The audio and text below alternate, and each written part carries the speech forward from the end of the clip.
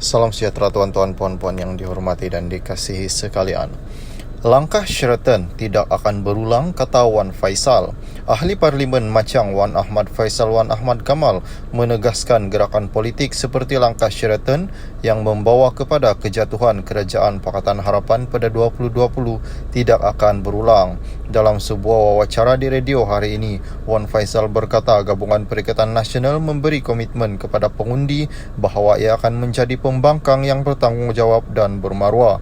Tidak, saya rasa insiden seperti langkah Sheraton adalah sesuatu yang mesti kita hapuskan. Komitmen yang kami buat kepada orang ramai dan pengundi bahawa kami akan menjadi pembangkang yang bertanggungjawab dan bermaruah. Saya telah bersiap sedia untuk menjadi ahli pembangkang yang baik, katanya sambil menambah bahawa dia akan menjadi salah seorang daripada ahli parlimen termuda.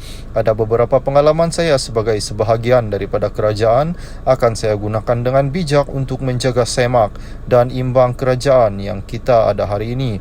Kami mempunyai gabungan ini, ahli parlimen baru dan berpengalaman. Ia pasti menarik. Kami ada pengalaman mentadbir tambahannya.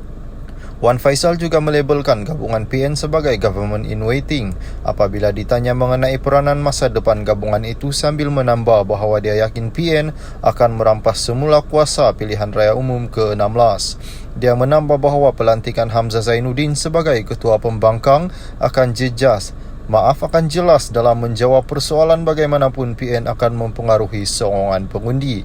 Kami mahu seorang yang mempunyai keseriusan dan berpengalaman mendalam dalam kerajaan, katanya ketika ditanya mengapa Presiden Bersatu Muhyiddin Yassin tidak dimandamakan untuk jawatan itu. Muhyiddin mempunyai ciri-ciri itu. Dia yang paling berpengalaman daripada semua, tetapi Hamzah mempunyai enigma tersendiri, katanya. Mengenai sama ada Bersatu akan melihat Hamzah sebagai pemimpin masa depan parti itu, Wan Faisal mengulas bahawa Hamzah berada di atas dari segi kepimpinan kanan. Ketika diminta menjelaskan peranan Muhyiddin sebagai calon Perdana Menteri, dia berkata parti itu akan menunggu pemilihan parti. Kita akan tunggu siri pemilihan parti, tetapi setakat ini dia adalah ketua dan calon PM kita, katanya. Pada 10 Disember, PN menamakan Hamzah yang juga ahli parlimen Larut sebagai ketua pembangkang. Muhyiddin pula dilantik sebagai Ketua Ahli Parlimen PN dan Hadi Awang dari PAS sebagai timbalannya. Salam sejahtera tuan-tuan puan-puan yang dihormati dan dikasihi sekalian. Langkah Sheraton tidak akan berulang, kata Wan Faisal.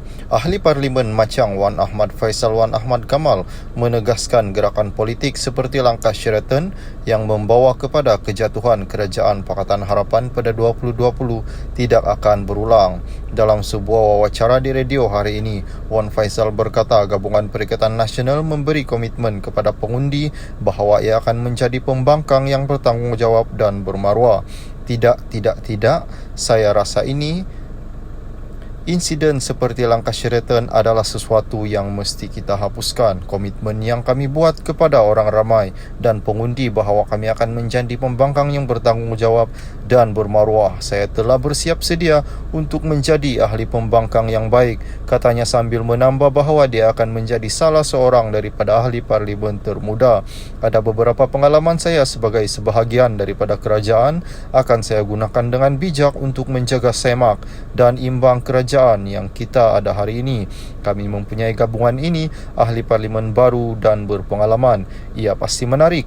Kami ada pengalaman mentadbir tambahannya.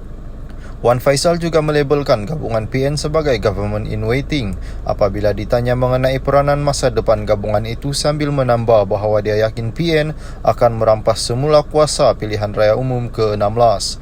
Dia menambah bahawa pelantikan Hamzah Zainuddin sebagai ketua pembangkang akan jelas dalam menjawab persoalan bagaimanapun PN akan mempengaruhi sokongan pengundi. Kami mahu seorang yang mempunyai keseriusan dan berpengalaman mendalam dalam kerajaan, katanya ketika ditanya mengapa Presiden Bersatu Muhyiddin Yassin tidak dimandamakan untuk jawatan itu. Muhyiddin mempunyai ciri-ciri itu. Dia yang paling berpengalaman daripada semua, tetapi Hamzah mempunyai enigma tersendiri, katanya.